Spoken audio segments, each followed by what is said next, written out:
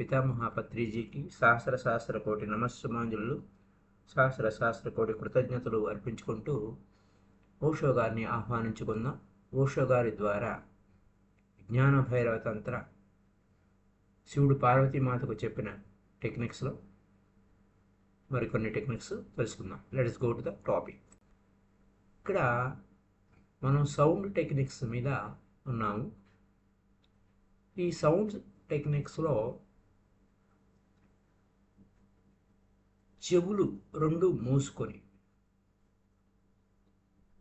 అలాగే మనము మలద్వారం ఉంది, ఆ లోపల అక్కడ పురుషి నాళం అంటారు, దానిలోంచి అది కాంట్రాక్ట్ చేయాలన్నమాట, పైకి లాక్కోవాలి.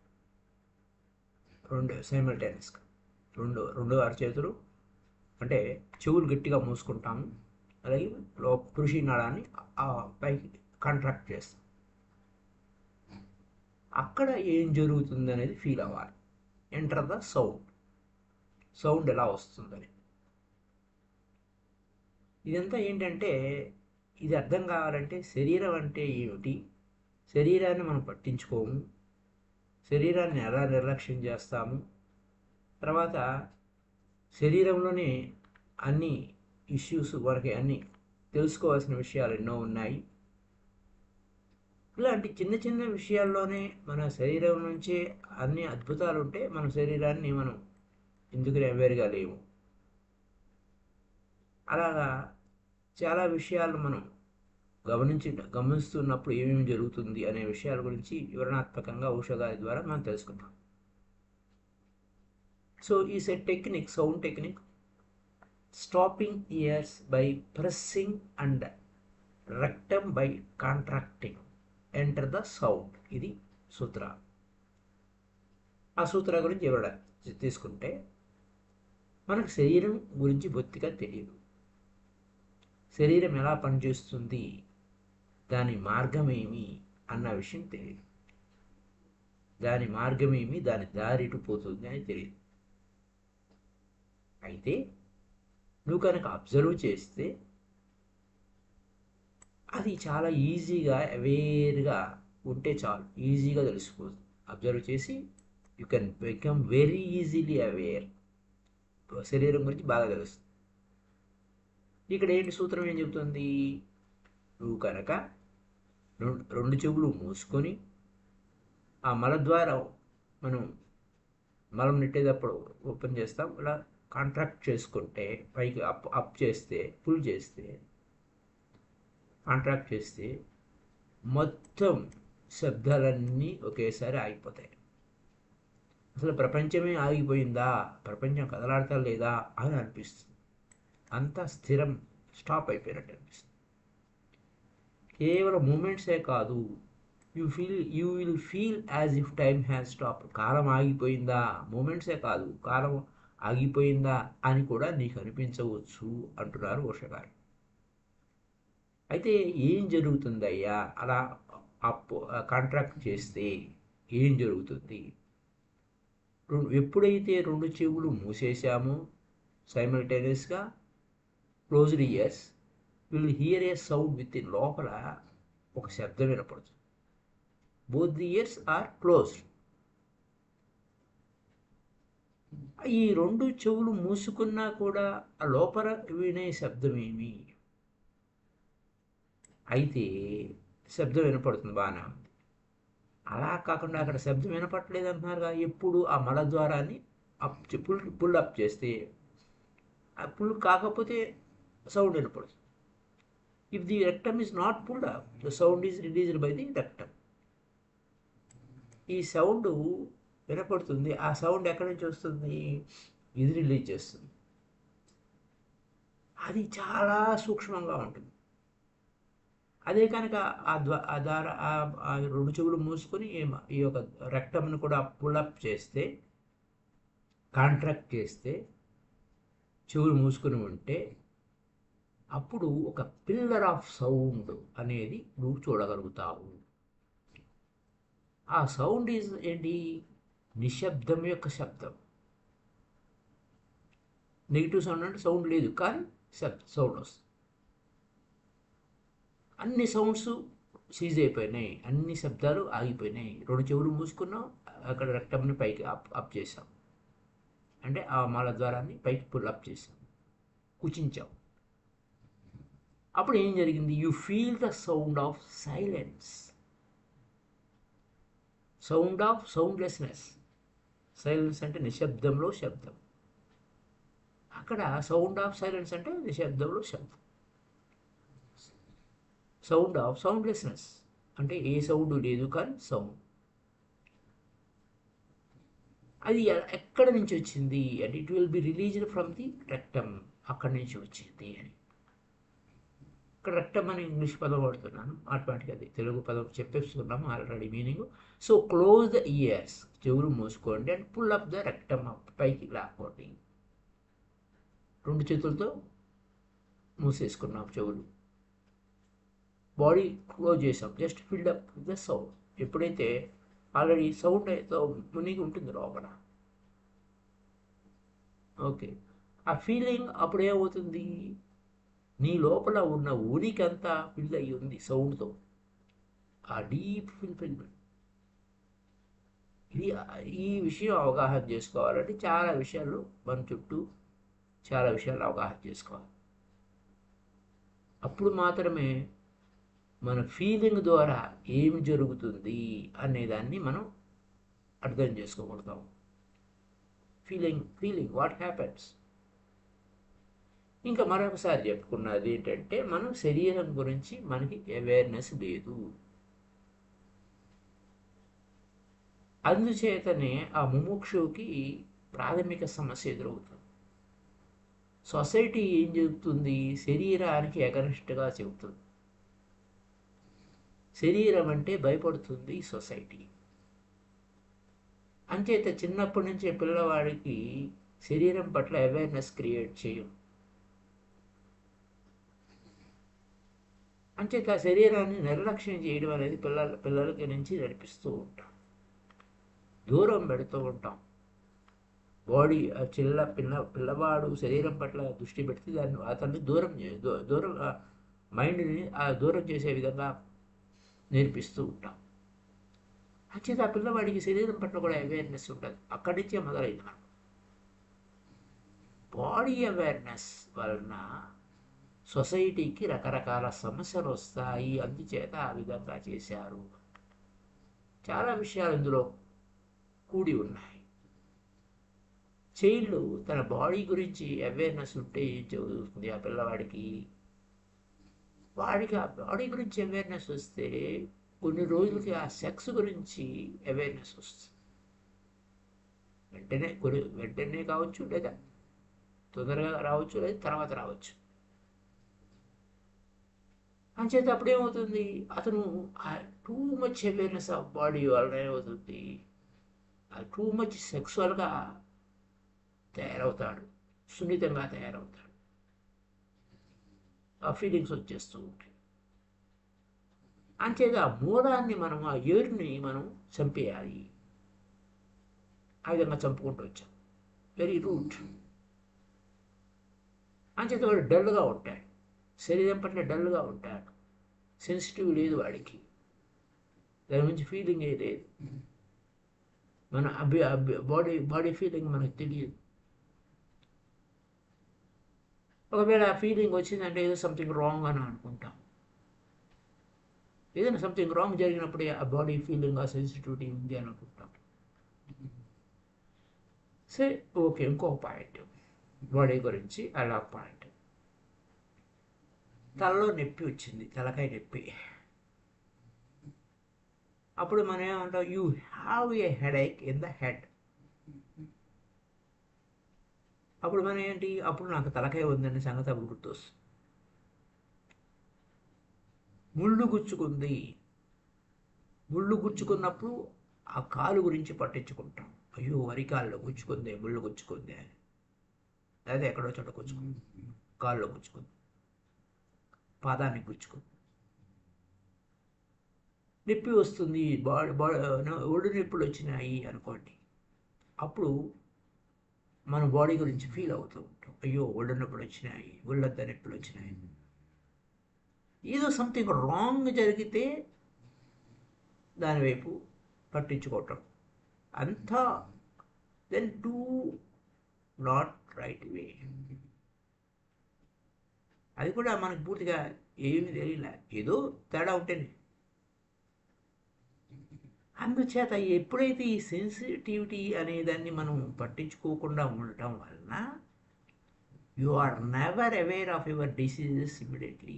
నీకు రోగం వచ్చినా ఇమీడియట్గా నీకు తెలియదు. కొన్ని రోజులు పోయిన తర్వాత ఆ రోగం గురించి నీకు అర్థమవుతుంది. ఆ రోగం నీ తలుపు తట్టిన తర్వాత ఆ కాన్షియస్గా తట్టింది, నువ్వు ఇక్కడ ఉన్నావా అనే సంగతి అప్పుడు తెలుస్తుంది. లేకపోతే ముందు సిమ్టమ్స్ చెప్పేస్తూ ఉంటుంది. అప్పుడే మనకి ఆ అవేర్నెస్ వస్తుంది. అది తలుపు తడితేనే మనకి ఆ రోగం తడితేనే వచ్చి ఉన్నా నన్ను పట్టించుకోవేంటని అంటేనే అది మనకి తెలుస్తుంది. లేకపోతే ఆ యొక్క స్థితి రోగం ఉన్నా లేకపోతే వాడు ఏమైనా, so no one really goes to the doctor in time. Correct టైంకి డాక్టర్ దగ్గరికి పోడు, లేట్గా పోతాడు. ఆ రోగం లోపల చొచ్చుకుపోయింది అప్పుడు దాకా వాడు వెళ్ళడు. ఏదో తప్పు, ఆ రోగం వచ్చి లోపల ఏదో తన పని తాను చేసుకుంటున్నప్పుడు ఆ రాంగ్ జరిగింది అని అప్పుడు పరిగెడతాడు. ఈ చిన్న పిల్లవాడు అప్పుడే మనం సెన్సిటివిటీ ఉంటాడు, వాడికి అవేర్గా ఉంటాడు. Child has grown up with sensitivity. ఇదైతే ఈ will become aware of the disease even before disease happen. రోగం వచ్చే ముందు వాడు రోగం కనిపెట్టేస్తాడు పిల్లవాడు, సెన్సిటివిటీగా పెంచితే. ఇప్పుడు రష్యా పర్టికులర్గా ఈ థీరీ మీద working on the theory the disease can be known even 6 months before. రోగం వచ్చే ముందు 6 నెలల ముందే ఏమి వస్తుంది అనేది తెలిసిపోతుంది అనేది వర్కౌట్ చేశారు. ఎందుచేత ఆ శరీరం పట్ల సెన్సిటివిటీని డీప్గా అబ్జర్వ్ చేయటం వలన శరీరంలో జరిగే సూక్ష్మాతి సూక్ష్మమైన అంశాలను కూడా గమనించగలిగేటువంటి అడ్వాన్స్ స్టేజ్లో ఉండటం వలన ముందుగానే 6 నెలల ముందుగానే శరీరం ఆ రోగానికి ప్రిపరేషన్ స్టార్ట్ చేస్తుంది. 6 నెలల ముందే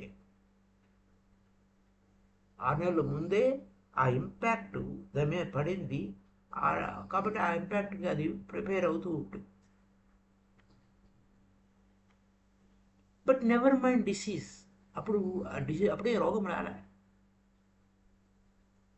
అలాగే మనకి ఆ డిసీజ్ పట్ల మనకి దృష్టి ఉండదు. అలాగే మరణం పట్ల కూడా, మరణం ఎప్పుడు వస్తుందో కూడా మనకు తెలియదు. రేపు చనిపోతున్నా ఈ రోజు కూడా నీకు తెలియదు. If you are going to die tomorrow you never aware even today. ఈ రోజు బాగానే ఉన్నావు, అసలు రోజు చచ్చిపోతావు, ఆ విషయం కూడా నీకు తెలియదు. అది మరి ఆ చావు అనేది ఏంటి? మరుక్షణం కూడా సంభవించవచ్చు, కానీ ఈ క్షణంలో నీకు తెలియదు. చూడండి, అంత ఇన్సెన్సిటివిటీగా ఉన్నావు. You are totally dead to your body. Insensitivity. నీ శరీరం పట్ల నువ్వు చచ్చే ఉన్నావు అన్నట్టు.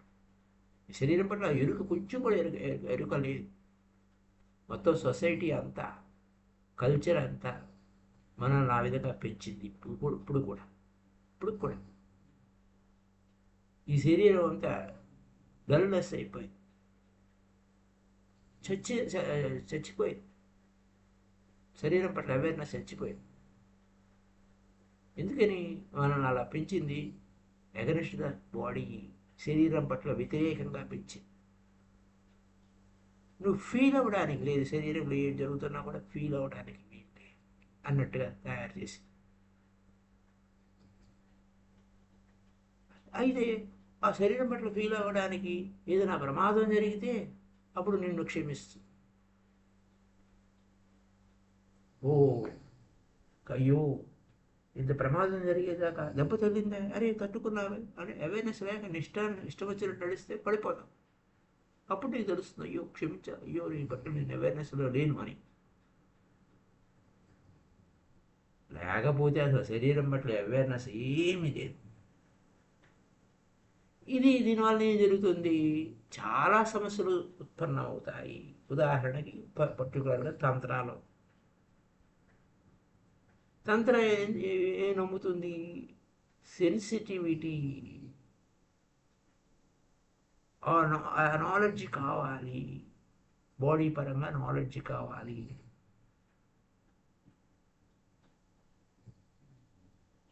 అక్కడ you go on moving and your body goes on doing many things. నువ్వు కదులుతున్నావు, శరీరం ఎన్నో పనులు చేస్తుంది, ఆ విషయం కూడా లేదు లేదు. సో ఈ బాడీ లాంగ్వేజ్ ఏం చెబుతుంది, శరీరం ఏం మాట్లాడుతుంది, శరీరం ఏం స్పందిస్తుంది అనే దాని మీద ఇప్పుడు బాగా వర్కౌట్ జరిగింది. ఎందుకంటే శరీరానికి తనదైన భాష ఉంది. ఈ సైకియాట్రిస్టు, ఫిజియాలజిస్టు, సైకో ఎనాలజిస్టు వీళ్ళంతా కూడా ఈ శరీరం పట్ల ఏ విధమైన స్పందనలు వస్తాయి, దాని భాష ఏమిటి అనే విషయాన్ని అధ్యయనం చేస్తున్నారు. అంచేత because they say you cannot believe the modern man, ఈ అధునాతనమైన వ్యక్తి నమ్మడానికి వీల్లేదు అంటారు. ఎందుకంటే వాడు ఏం చెప్పింది కూడా మనం నమ్మలేము, వాడు చెప్పింది నమ్మలేవు. కానీ శరీరాన్ని అబ్జర్వ్ చేస్తే వాడు చెప్పేది ఏమిటి, అది వాడు సత్యం చెప్తున్నాడు, అక్కడ క్లూ వస్తుంది, మనకి అక్కడ క్రాక్ అవుతుంది వ్యవహారం. More true. శరీరాన్ని అబ్జర్వ్ చేస్తే వాడు చెప్పే మాటలు వింటాం కాదు, ముందు శరీరాన్ని అబ్జర్వ్ చేస్తే విషయం అవగాహన. ఒక మనిషి సైకియాట్రిస్ట్ దగ్గరికి, మనస్తత్వ శాస్త్రవేత్త దగ్గర ఆఫీస్కి వచ్చాడు. ఆ ఓల్డ్ సైకియాట్రీ కానీ, ఫ్రోడియన్ సైకియాట్రిస్టులు కానీ will talk with the man to bring out what's ever is hidden in his mind. Old పాత పద్ధతిలో ఫ్రూడియన్ సైకాట్రిస్ట్ వాళ్ళంతా ఏం చేసేవాళ్ళు, అతన్ని చెప్పవని వాడు, చెప్పు నాయన వాడి మనసులో ఏముందో బయటికి లాగుతామని. కానీ మోడర్న్ సైకియాట్రీ అలా కాదు, శరీరాన్ని అబ్జర్వ్ చేస్తుంది, ఆ శరీరం క్లూ ఇస్తుంది. వాడు ఆ మనిషి యుగోయిస్ట్ అయితే ఎలా ఉంటాడు, ఆ వాళ్ళ సమస్యలు వస్తున్నాయి అని కనుక తెలియాలంటే వాడు నిలబడే విధానాన్ని మనం గమనించాలి. వినయంగా ఉన్నవాడు నిలబడే విధానం వేరే ఉంటుంది, యుగో ఉన్నవాడు నిలబడే విధానం వేరే ఉంటుంది. వాడి మెడ డిఫరెంట్ యాంగిల్లో ఉంటుంది. హంబుల్ మ్యాన్ మెడ, వినయంగా ఉండేవాడు మెడ ఒక రకంగా ఉంటుంది, యుగో ఉన్నవాడి మెడ ఒక రకంగా ఉంటుంది. అయితే ఆ యొక్క ఆ వెన్నుపూసలోనే ఫ్లెక్సిబుల్గా ఉండదు, డెడ్గా ఉంటుంది, ఒక్కోసారి ఫిక్స్డ్గా ఉంటుంది. వాడు కట్టెలాగా బిగుసుకుంటాడు, జీవించినట్టు ఉండడు. వాడిని ఒక బాడీని తాకినా కూడా వాడు మనిషిని తాకామా లేకపోతే కొయ్యని తాకామా అన్నట్టు ఉంటుంది. ఆఖరికి శరీరంలో వెచ్చదనం కూడా వాడికి మనం ఫీల్ కాలేము. Is just like a soldier just moving to the front. అంటే ఒక సోల్జరు ముందుకు వెళ్ళాక ఎట్లా కదులుతాడు, మరబొమ్మలా కదులుతాడు, ఫాస్ట్ కదులుతాడు. కట్టెలా బిగు తీసుకొని ఉంటాడు, కట్టెలాగా ఉంటాడు. ఆ సోల్జర్కి అలా ఉండాలి. ఎందుకంటే అతను ఏ క్షణంలోనైనా అతను చంపబడతాడు లేదా అతను చంపుతాడు. ఆ అవేర్గా ఉండాలి ఆ శరీరం పట్ల. ఈజ్ నాట్ మచ్, కాకపోతే శరీరం పట్ల అవేర్గా ఉండడు, కానీ ఆ విధంగా ఉంటాడు, కట్టెలా బిగు తీసుకుంటాడు. ఎందుకంటే ఆ శరీరాన్ని కట్టెలాగా కఠినంగా ఉండే విధంగా ట్రైనింగ్ ఇవ్వబడింది. ఆ మార్చింగ్ కూడా బొమ్మల లెక్క కదులుతూ ఉంటారు, నిర్జీవంగా ఉన్న బొమ్మలు ఏమో కదులుతూ ఉంటాయి. టక టక టక కదులుతూ ఉంటాయి. అంతే. వినయంగా ఉన్న వాడి శరీరం యొక్క స్టైల్ వేరే ఉంటుంది, డిఫరెంట్ బాడీ ఉంటుంది. అతను కూర్చునే విధానం, నిలబడే విధానం డిఫరెంట్గా ఉంటుంది. వాడు నేను తక్కువ అనే భావంలో ఉన్నవాడు యొక్క స్టైల్ వేరే ఉంటుంది, నిలబడే విధానం వేరే ఉంటుంది. నేను అందరికంటే గొప్ప అనుకునేవాడి స్టైల్ డిఫరెంట్గా ఉంటుంది. నువ్వు భయపడుతున్న వాడి యొక్క నిలబడే విధానం వేరే ఉంటుంది. నువ్వు రక్షణాత్మకంగా ఉన్నావు, ఏదో తెలియని శక్తి నిన్ను కాపాడుతుంది అని అనుకున్నప్పుడు నీ యొక్క ఫీలింగ్ వేరే ఉంటుంది, నిలబడే విధానం వేరే ఉంటుంది. That is always there. అది ఎప్పుడు ఇలాగే సిమ్టమ్స్ కనపడుతూ ఉంటాయి. If you are not afraid, నువ్వు భయపడలేదు, you are just like a child playing with his mother. తల్లితో ఆ పిల్లవాడు ఆడుకుంటున్నాడు, వాడు ఎందుకుంటుంది, అమ్మ ఉందిగా, there is no fear.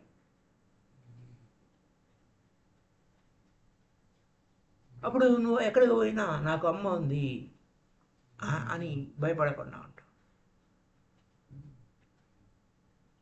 Wherever you go are unafraid at home with the universe around you.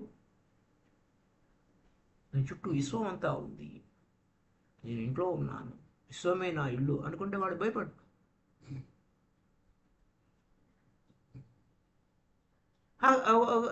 ఒకవేళ ఒక వ్యక్తి తన చుట్టూ సైనికులున్నా కాపలాదారులున్నా భయపడుతూ ఉంటాడు.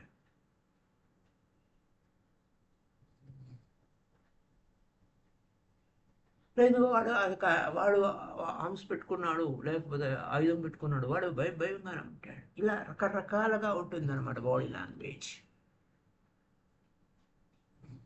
ఈ బాడీ స్ట్రక్చర్ మీద విల్హెమ్ రీఖే అని ఆయన వర్క్ చేశాడు. ఈ బాడీ అండ్ మైండ్ ఏ విధంగా ఒకదానికి ఒకటి డీప్గా కనెక్ట్ అయి ఉంటాయి. భయపడితే ఎలా ఉంటాడు, వాడు భయపడినప్పుడు వాడు స్టమక్ ఫ్లెక్సిబుల్గా ఉండదు. అది నాట్ ఫ్లెక్సిబుల్, మామూలుగా అయితే స్టమక్ ఫ్లెక్సిబుల్గా ఉండదు. కానీ you touch his stomach is like A stone.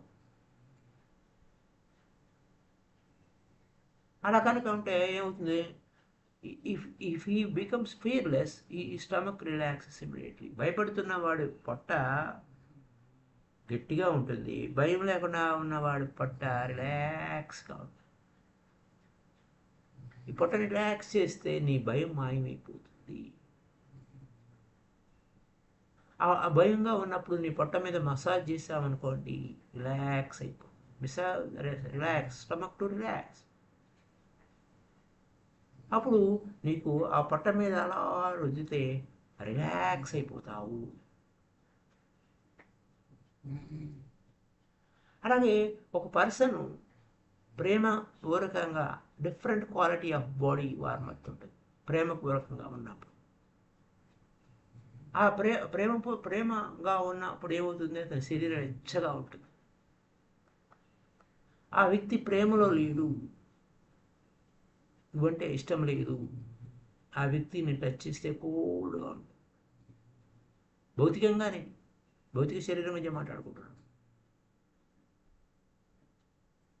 అయితే cold and other things have moved in to your body and they have become barriers.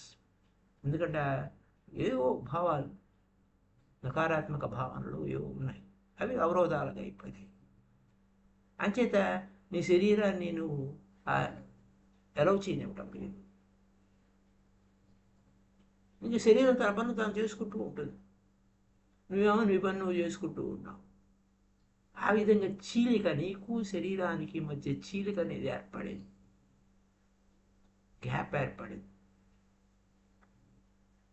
అంచేత ఆ చీలికని ధ్వంసం చేయాలి. ఇంకొక భక్తులను చూశాను నేను, అంటారు ఓషో గారు. ఎందుకంటే అణిచివేయబడినటువంటి సప్రెస్ చేసి ఉన్న మూడో నాడు ఏ కోపం ఉంది దాన్ని అణిచిపెట్టుకుంటాడు. అప్పుడు ఏమవుతుంది, ఆ చేతు ఆ వేళల్లో కఠినంగా ఉంటాయి. Then your fingers, your hands have the sensation of suppressed anger. అంటే ఏంటంటే కోపాన్ని నువ్వు అణిచిపెట్టుకున్నావు.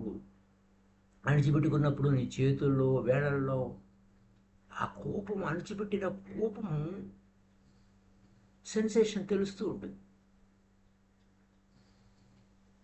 A person who knows how to feel it can feel just by touching your hand that you have suppressed anger. ఒకవేళ ఆ వ్యక్తిని hand touch చేస్తే ఆ కోపాన్ని అణిచిపెట్టుకుని ఉన్నట్టయితే ఆ విషయం మనకు ఆ టచ్లో తెలిసిపోతుంది. ఎందుకని చేతుల్లోకి ఎందుకు వస్తుందండి ఆ కోపం, అణిచిపెట్టిన కోపం? ఎందుకంటే కోపం వచ్చింది, ఆ చేతుల ద్వారా వాడి యాక్షన్ ఉంటుంది, రిలీజ్ అవ్వాలి. కోపాన్ని అణిచిపెడితే ఏమవుతుంది? అక్కడ ఇంకో point, if you have suppressed anger then in your teeth, in your gums it is suppress. పళ్ళు పట్టి బిగువన కోపాన్ని ఆపుకుంటూ ఉంటారు. ఆ చెవులు సప్రెస్ అయినప్పుడు టచ్ చేస్తే తెలిసిపోతుంది ఆ వైబ్రేషన్స్ ఎక్కడ అణిచివేశావు అని, ఆ వైబ్రేషన్ తెలిసిపోతాయి. అలాగే కోపం ఒకటి. అలాగే సెక్స్ని సప్రెస్ చేశావు, అక్కడ ఏం జరిగింది? ఆ సప్రెస్ చేసిన సెక్స్ ఫీల్ అవుతూ ఉంటావు, నీకు తెలిసిపోతుంది.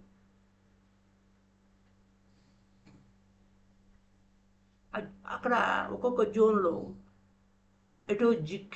ఎరోటిక్ జోన్స్ జస్ట్ ఇమీడియట్గా కోపం వచ్చేస్తుంది. అయితే నువ్వు ఆ టచ్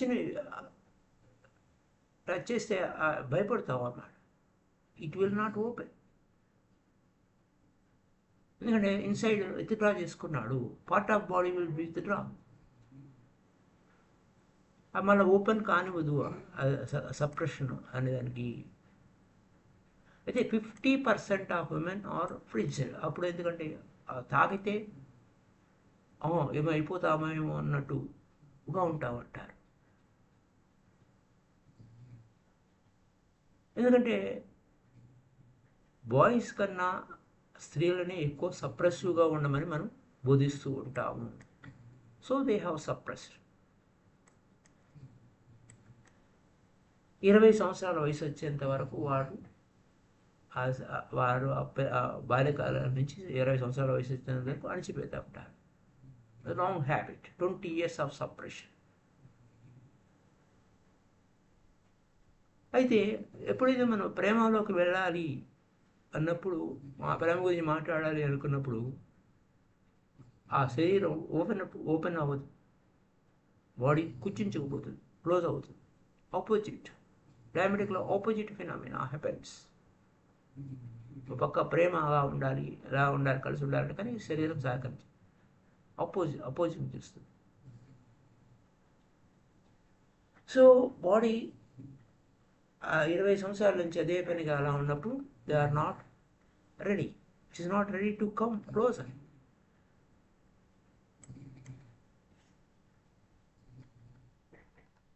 అలా కాకుండా ఇట్లా విభిన్నమైనటువంటి పోస్టర్స్, బాడీ పోస్టర్స్, అంటే బాడీ ఏ విధంగా ఫీల్ అవుతుంటుంది, ఏ విధంగా ఉంటుందనే దాని మీద ప్రేమలో ఉన్నప్పుడు ఒకరి మీద ఒకరు వాలిపోతూ ఉంటారు. Body will be inclining. సోఫాలో కూర్చున్నప్పుడు both their bodies will be inclining towards each other. ఒకరు అనుకూలంగా ఉంటారు. అది విషయం తెలియదు, బాడీకి తెలుసు అది. But you can see it. అలా కనుక ఒక స్త్రీ పురుషుడు అంటే భయపడుతున్నప్పుడు her body will be inclining to the opposite direction, దూరంగానే ఉంటుంది. ప్రేమలో ఉన్నప్పుడు she never cross her legs. If women loves a man, she will never cross her legs when sitting near him.